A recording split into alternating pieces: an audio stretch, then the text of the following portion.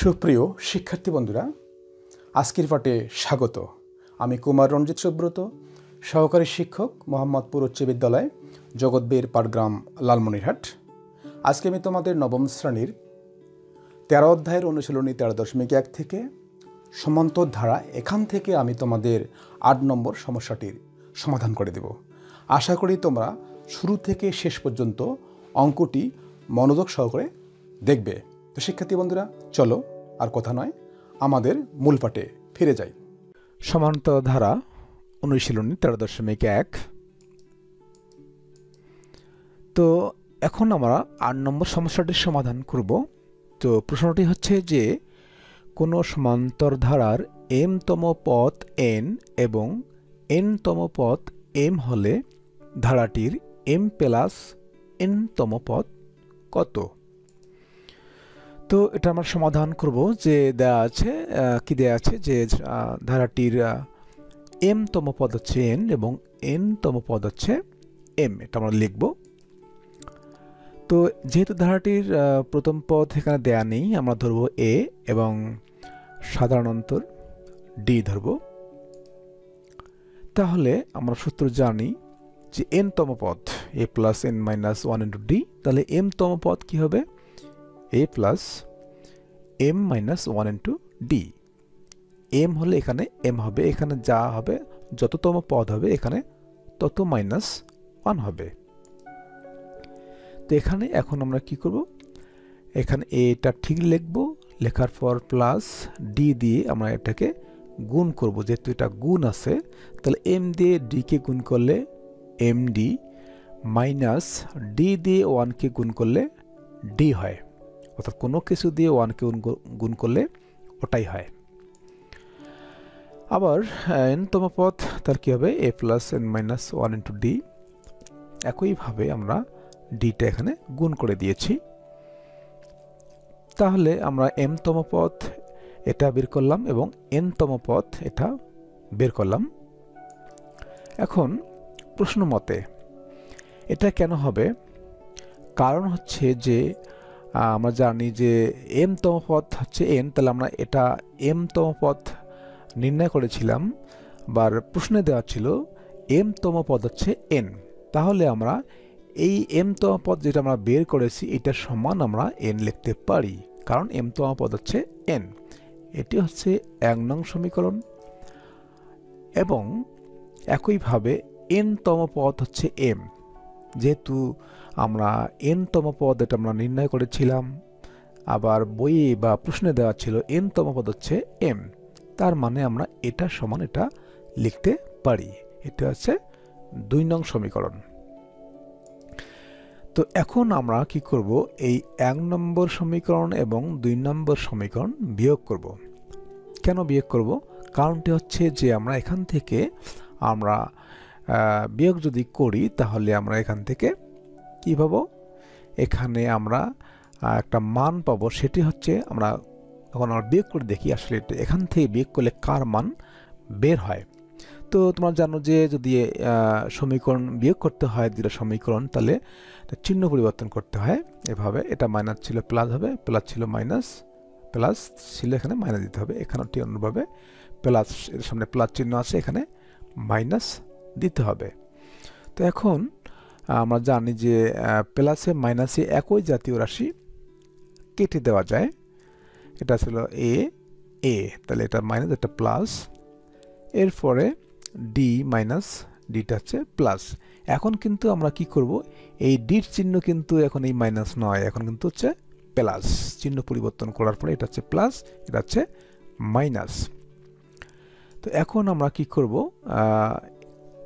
কাটাকাটি করার পর কি থাকবে? এখানে md থাকবে, md লিখব। তারপরে মাইনাস nd, মাইনাস কেন হলো? এখন কিন্তু চিহ্ন পরিবর্তন করার পরে ndর কিন্তু সামনে হবে মাইনাস চিহ্ন, এই মাইনাস চিহ্নটি এখানে দিতে হবে। এরপরে n মাইনাস m, অর্থাৎ m এর সামনের চিহ্ন এখন হবে এই মাইনাস। এখন আমরা এখানে কি করেছি? এখানে আমরা যে এইখান থেকে আমরা একই জাতীয় পদ হচ্ছে d-টা আমরা কমন নিয়েছি। d যদি আমরা কমন নেই তাহলে এখানে m থাকবে, মাইনাস এখানে n থাকবে। আর এখানে আমরা কি করেছি, এখানে সাজিয়ে লিখেছি বলতে হচ্ছে আমরা যেহেতু এখানে m মাইনাস n লক্ষ্য করছি, কাজে আমরা এখানেও কিন্তু m মাইনাস n আনতে হবে। সেক্ষেত্রে আমরা মাইনাস nটা সামনে লিখেছি এবং প্লাস n। তোমরা হয়তো মনে করবা যে প্লাসটা কোথা থেকে আসলো, কারণটি হচ্ছে যে এখানে n এর সামনে আমরা কোনো চিহ্ন যদি না থাকে তাহলে অবশ্যই সেটা প্লাস চিহ্ন ধরে নিতে হয়, তাহলে এটা প্লাস, ওই প্লাসটা এখানে লিখেছি। এখন আমরা এখানে কি করেছি, এখানে দেখো বাম পাশে সবই ঠিক আছে, ডান পাশে কি করেছি আমরা মাইনাস কমন নিয়েছি।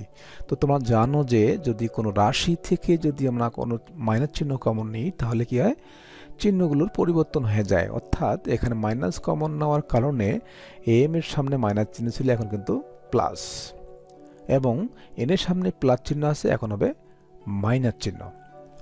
তো এখন এখানে আমরা কি করেছি যে এখানে ডি সমান মাইনাস 1 কেমনে হলো, তোমরা হয়তো বুঝতেছো যে এখানে এম মাইনাস এন কোথায় গেল। তার মানে হচ্ছে এম মাইনাস এন, এখানে এম মাইনাস এন একই জাতীয় রাশি গুণ অবস্থায় এখানে আছে, তাহলে আমরা এটা কেটে দিব, উভয় পাশে আমরা এম মাইনাস এন বাদ দিয়ে দিব। তার মানে এখানে বাদ দিলে ডি থাকবে, এবং এম মাইনাস এন যদি আমরা বাদ দিই তাহলে এখানে অবশ্যই এখানে একটি 1 থাকবে। তার মানে ডির মান হচ্ছে -1।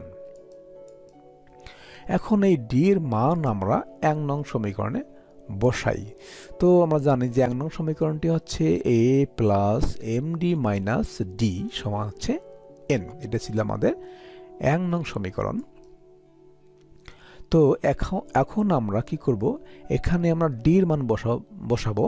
তাহলে আমরা কি করেছি, এ লিখব, এম এই যে ডি এর মান বসাবো। ডি এর মান আমরা কিন্তু এর আগে বের করেছিলাম কত, -1। তোমরা একটা জিনিস মনে রাখবে যে আমরা যখনই কোনো মাইনাস মান বসাবো, যেহেতু এটা গুণ অবস্থায় আছে, অবশ্যই আমরা একটি বন্ধনী ব্যবহার করব। প্রথম বন্ধনী মাইনাস ডি এর মান হচ্ছে -1 সমান n। এরপরে আমরা এখানে কি করেছি যে এখানে এ লিখেছি, এবং যেহেতু -1 দিয়ে আমরা m কে গুণ করব, তো আমরা যদি কোনো সংখ্যা দিয়ে কোনো সংখ্যা 1 কে কোনো সংখ্যা যদি আমরা 1 এর সঙ্গে গুণ করি তাহলে কিন্তু ওই সংখ্যাটি এখানে হয়, যেমন m কে m, এবং চিহ্নটি কি হবে, প্লাসে মাইনাসে মাইনাস। অনুরূপভাবে এখানে যেহেতু শুধু 1 আছে, শুধুমাত্র আমরা চিহ্নটা গুণ করে দিব, মাইনাসে মাইনাসে +1 = n। এখানে আমরা কি করব, n আমরা এখান থেকে আমরা এর মান নির্ণয় করব। সেক্ষেত্রে আমরা এটা রেখে দেব বাম পাশে, আর এই বাকি যেগুলো আছে সেগুলোকে আমরা ডান পাশে নিয়ে আসব।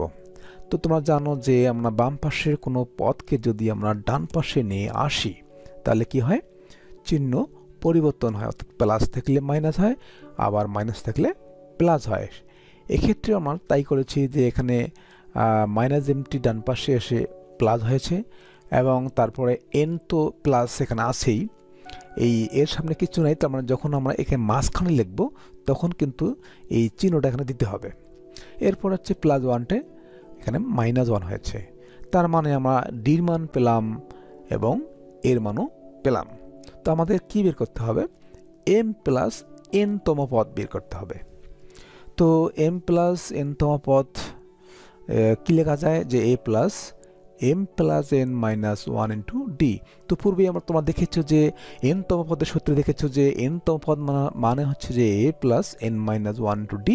কাজে আমরা এখানে যততম পদ নির্ণয় করব a প্লাস তত -1 লিখব ইন্টু ডি। তো এখন আমরা এখানে কি করেছি, এখানে আমরা শুধুমাত্র a এবং d এর মান বসিয়ে দিয়েছি। তো এর মান হচ্ছে m প্লাস n মাইনাস 1, তাহলে হচ্ছে m প্লাস n মাইনাস 1। তারপরে এখানে কি করেছি, এখানে আমরা কিছুই করিনি, ওটাই লিখেছি, এবং এখানে শুধুমাত্র d এর মান -1 বসিয়েছি। তো শিক্ষার্থী বন্ধুরা, অবশ্যই তোমরা, আমি আবারও বলবো যে যখন তোমরা কোনো রাশির মান মাইনাস থাকে তখন মানটি অবশ্যই বসাবে, এবং যেহেতু গুণ অবস্থায় এটি আছে মানটি, সেক্ষেত্রে আমরা অবশ্যই এখানে প্রথম বন্ধনী ব্যবহার করব। এরপরে আমরা কি করেছি লক্ষ্য করো, এটা কিন্তু এই যে m প্লাস n মাইনাস 1 এটা যা আছে তাই লিখেছি, এখানে তোমরা খেয়াল করো যে m প্লাস n মাইনাস 1 এই যে রাশিটি আছে, এই রাশিটিকে আমরা -1 দিয়ে গুণ করেছি। তো তোমরা জানো যে কোনো সংখ্যা দিয়ে যদি 1কে গুণ করি ওই সংখ্যাটাই কিন্তু হয়। তো এখানে কিন্তু তাই হয়েছে, m লিখেছি, n লিখেছি, 1 লিখেছি। কিন্তু এখানে একটা জিনিস যেটা পরিবর্তন হয়েছে সেটি হচ্ছে যে এখানে মাইনাস দিয়ে কোনো সংখ্যাকে বা কোনো রাশিকে যদি গুণ করা যায় তাহলে কি হয়, ওই মানে পদগুলোর সামনের চিহ্ন পরিবর্তন হয়ে যায়। তাহলে এখানে m প্লাস ছিল, এখানে -m হবে, প্লাস n ছিল -n হবে, -1 ছিল +1 হবে। এখন আমরা কি করব, একই জাতীয় যে পদগুলো আছে সেগুলো যদি বিপরীত চিহ্নযুক্ত হয় তাহলে কি হয়, কেটে দেওয়া যায়। তো এখন আমরা কি করব, এখানে লক্ষ্য করো যে mটা হচ্ছে প্লাস, এই mটা হচ্ছে এখানে আমরা সবগুলো কেটে দেব, কেননা আমি বলতেছি যে +m -m কাটা যাবে, +n -n -1 +1। তাহলে কেটে গেলে কিছুই থাকবে না, থাকবে কি 0। তার মানে এই m প্লাস n তম পদ হচ্ছে 0। এটি হচ্ছে 8 নম্বর সমস্যাটির সমাধানের উত্তর হচ্ছে 0। শিক্ষার্থী বন্ধুরা, এতক্ষণ থেকে আমি তোমাদের এই 8 নম্বর সমস্যাটির সমাধান করে দিলাম। আমি চেষ্টা করেছি সুন্দরভাবে বোঝানোর। তো আশা করি তোমরা বুঝতে পেরেছ। আর এতক্ষণ থেকে আমার সঙ্গে থাকার জন্য সবাইকে ধন্যবাদ এবং সকলের জন্য শুভকামনা রইল।